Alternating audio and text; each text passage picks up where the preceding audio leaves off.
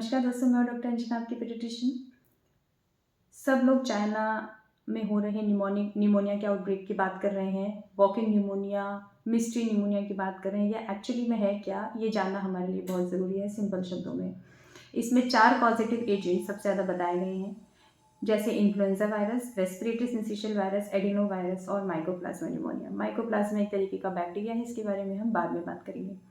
Influenza virus से बचने का हमारे पास तरीका है। इन्फ्लुएंजा के लिए flu shots, flu vaccine available है और मैं ये रिकमेंड करती हूँ कि इस सीज़न में जब इन्फ्लुएंजा वायरस का प्रकोप पूरी दुनिया में फैला हुआ है, यूरोप के कई देश उसके चपेट में आ चुके हैं, तो हमें भी अपने बच्चों को इन्फ्लुएंजा के शॉट्स लगवाने चाहिए, फ्लू वैक्सीन के शॉट लगवाने चाहिए। जो H9N2 स्ट्रेन की बात हो रही है, H3N2 स्ट्रेन उसमें इंक्लूडेड है, जो टेट्रावैलेंट फ्लू वैक्सीन है, तो वो आप अपने बच्चों को ज़रूर लगवाएं।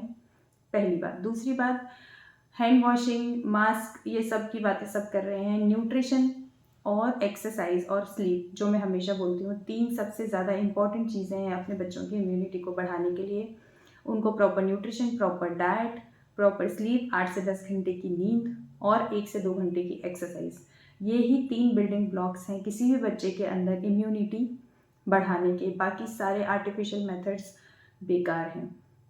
अब हम बात करते हैं माइकोप्लाज्मा निमोनिया की। माइकोप्लाज्मा एक तरीके का बैक्टीरिया है जो हमारे लिए नया नहीं है। एटिपिकल निमोनिया की बात हम जब भी करते हैं, अगर हमारी बाकी एंटीबायोटिक्स फेल हो जाते हैं और हम ये सस्पेक्ट करते हैं कि एटिपिकल निमोनिया हो सकता है इस बच्चे को, तो माइकोप्लाज्मा भी एक उसमें डिफरेंशियल डायग्नोसिस होता है।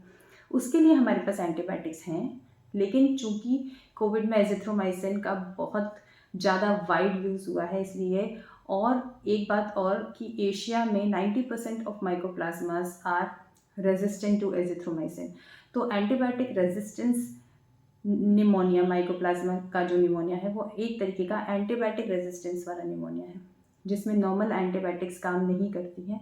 लेकिन फिर भी इसके लिए हमारे पास दूसरी एंटीबायोटिक्स जैसे कि क्लेरिथ्रोमाइसिन या फ्लुरोक्विनोलोन्स या और भी बहुत सारे एंटीबायोटिक्स हैं। तो घबराने की ज़रूरत हमें बिल्कुल नहीं है। हमें जो करना है वो ये है, एक तो अपने बच्चे को फ्लू शॉट्स लगवाएं, क्योंकि किसी भी बच्चे को अगर इन्फ्लुएंजा वायरस या रेस्पिरेटरी सिंसिशियल वायरस से इन्फेक्शन होता है, तो वो किसी भी बैक्टीरियल इन्फेक्शन के लिए बहुत ज़्यादा प्रोन हो जाता है। इसलिए अपने बच्चे को फ्लू शॉट्स ज़रूर लगवाएं, उसके न्यूट्रिशन का ध्यान रखें। और चूंकि स्कूल गोइंग बच्चों में ये सबसे ज़्यादा होता है, इसलिए स्कूल से आके हाथ धोना, स्कूल में प्रॉपर सैनिटाइजेशन, सोशल डिस्टेंसिंग बहुत ज़रूरी है। इससे रिलेटेड अगर आपके कोई सवाल है तो मुझे ज़रूर भेजिए कमेंट सेक्शन में। Thank you.